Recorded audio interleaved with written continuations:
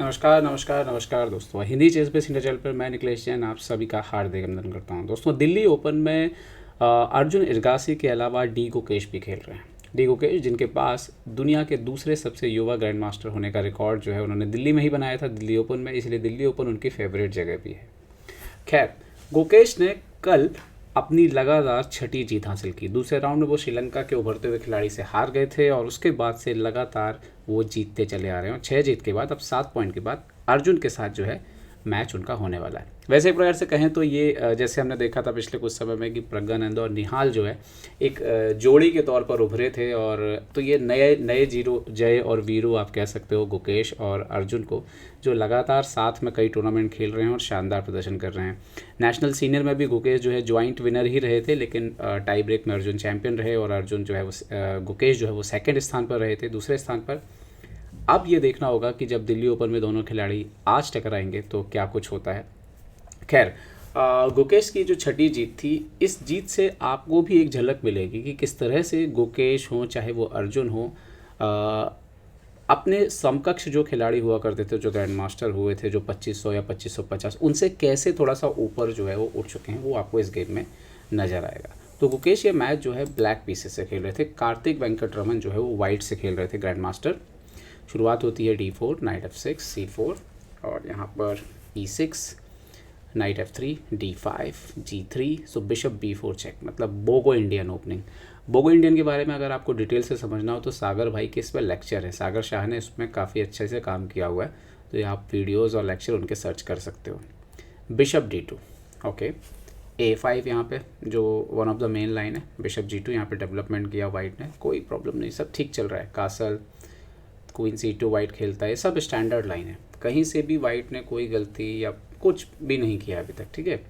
C5, okay, C × D5 centre पर exchange, black खेलता है C × D4, ये भी एक लाइन है, तो night × D4, now queen B6, अभी नाइट पर अटैक है तो आपको नाइट को बचाना होगा, E3, तो अब यहाँ पे ब्लैक अपना पॉइंट रिकवर कर लेता है।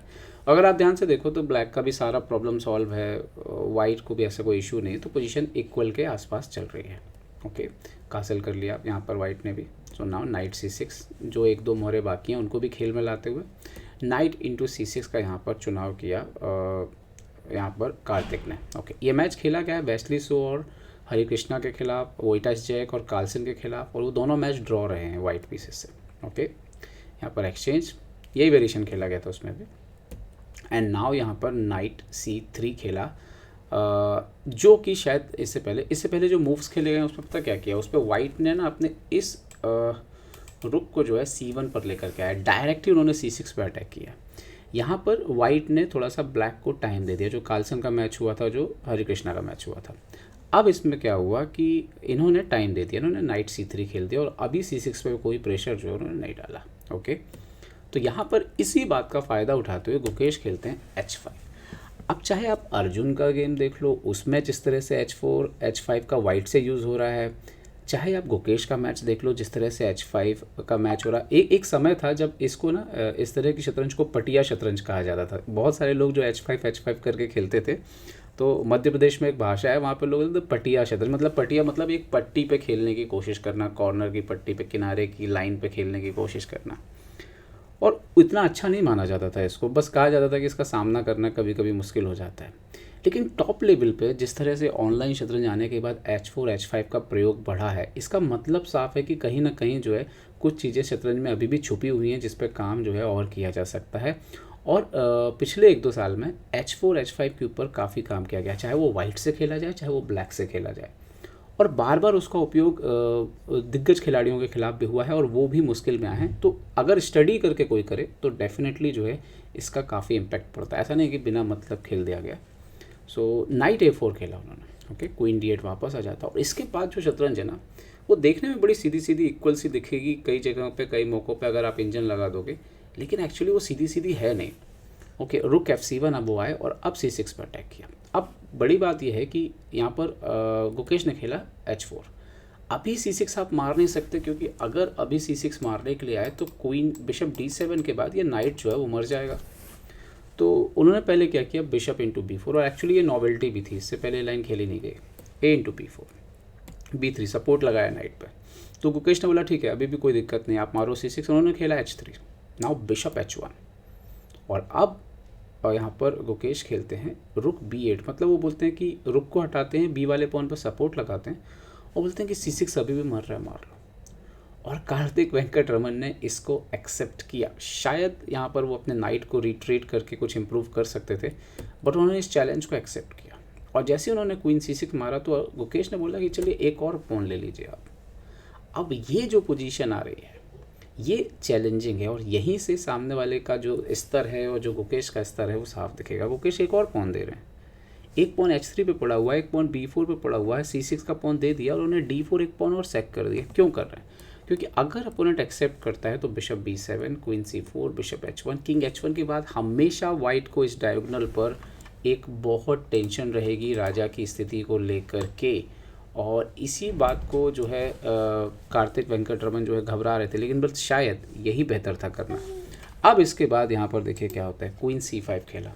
Okay, queen C5, D3। अब पास पॉन मिल गया यहाँ पर गुकेश को, रुक D1 से बचाने आए। तो अब गुकेश ने फिर से ऑफर रखा, एक्सचेंज कर लेते हैं बिशप B से। और यहाँ सही था एक्सचेंज करना, खेलना चाहिए था ऐसे, लेकिन उन्होंने क्या किया, F3। अब F3 से क्या हुआ, एक तो राजा कमज़ोर हो गया और दूसरा ये महानुभाव तो अभी कभी गेम में आएंगे ही नहीं, तो वो तो घर पे रखे रखे मर गया। तो एक्सचेंज कर लेना ही शायद बेहतर होता उस। तो रुक E8, अब E3 के पॉन पर अटैक। अब ये वो लास्ट मौका था, क्वीन D4 खेलना चाहिए था, सामने रख देते एक्सचेंज के लिए। अगर एक्सचेंज हो जाएगा तो वाइट फिर भी संभल जाएगा। क्या हुआ मैच पे उन्होंने खेल दिया E4। ओके, और अब आया बिशप P6। तो गुकेश ने बोला कि चलो अब D3 का पॉन पकड़ लेते हैं, अब इसको तो आप मारने नहीं देंगे अब आपको। ओके, मौका था वो चला गया। नाउ रुक D2 खेला उन्होंने। सो नाउ रुक C8, क्वीन इंटू B4। अच्छा, ये एक और लास्ट मौका, क्वीन B6 खेलना चाहिए था एक्सचेंज करने, क्योंकि एक्सचेंज होता अभी भी थोड़ा मौका बन सकता था क्वीन के जाने का। लेकिन क्वीन इंटू B4 उन्होंने एक और पॉन मार लिया। भाई जितने पॉन आप खाओगे उसको हजम भी तो करना होगा ना। अब आता है रुक यहाँ पर रुक C2। उन्होंने रुक D1 खेला, देखने में लगता है सब कंट्रोल हो रहा है, बट अब क्वीन C7 आए, अभी रुक B8 भी आ रहा है, बहुत सारी समस्याएं थी। तो अब इन्होंने क्या किया, अब मज़ेदार बात ये देखो कि राजा के पास ज़्यादा हिलने के लिए जगह नहीं है, बिशप ज़्यादा कुछ कर नहीं रहा, ये दो रुक तो आपने सेटल किए हैं खुद, तो ये अभी मतलब D1 वाला रुक तो हट नहीं रहा, नाइट के पास जाने के लिए जगह नहीं है, क्वीन को जाना है अगर अंदर तो जगह बनानी होगी। और इसीलिए यहाँ पे वाइट खेलता है रुक F2 और जगह बनाई यहाँ पर।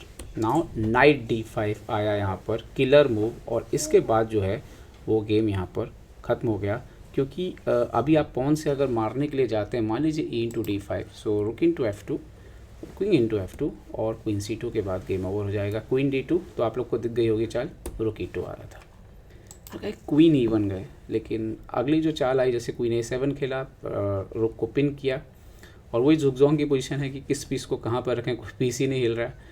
तो यहाँ पर वाइट ने खेला A3, बट रुक E2 जैसे गुकेश ने खेला, इसके बाद रिज़ाइन कर दिया कार्तिक ने, क्योंकि क्वीन को आप F1 के अलावा कहीं और से हटा नहीं सकते, वरना F2 पे वैसी मात हो जाएगी, और अगर आप क्वीन F1 जाएंगे तो नाइट E3 आ रहा है। तो ये गेम जिस अंदाज में गुकेश ने ख़त्म किया वो वाकई इनक्रेडिबल है। बहुत ही असाधारण तरीके से खेल को वो ख़त्म कर रहे हैं, ख़ासतौर पे जिस तरह से जो रणनीति बनाई है H4 H5।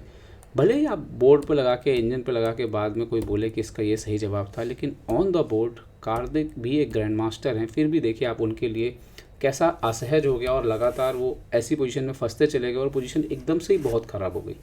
तो ये कमाल है इन यंगस्टर्स का, जो तैयारी भी ज़बरदस्त कर रहे हैं, और इनके अंदर क्षमता है रिस्क लेने की, डरते नहीं हैं, और ये नई पीढ़ी के भारतीय शतरंज खिलाड़ी हैं। मुझे ये कहने में कोई गुरेज नहीं है कि अभी के ये जो खिलाड़ी हैं, चाहे वो आप चारों ले लो, अर्जुन, प्रज्ञानंदा, निहाल, गुकेश, और भी हैं रौनक वगैरह, ये सारे के सारे निडर खिलाड़ी हैं, और ये बोर्ड पर कोई भी रिस्क लेने से डरते नहीं हैं, और यही कारण है कि ये बहुत तेज़ी से ऊपर की ओर जा रहे हैं।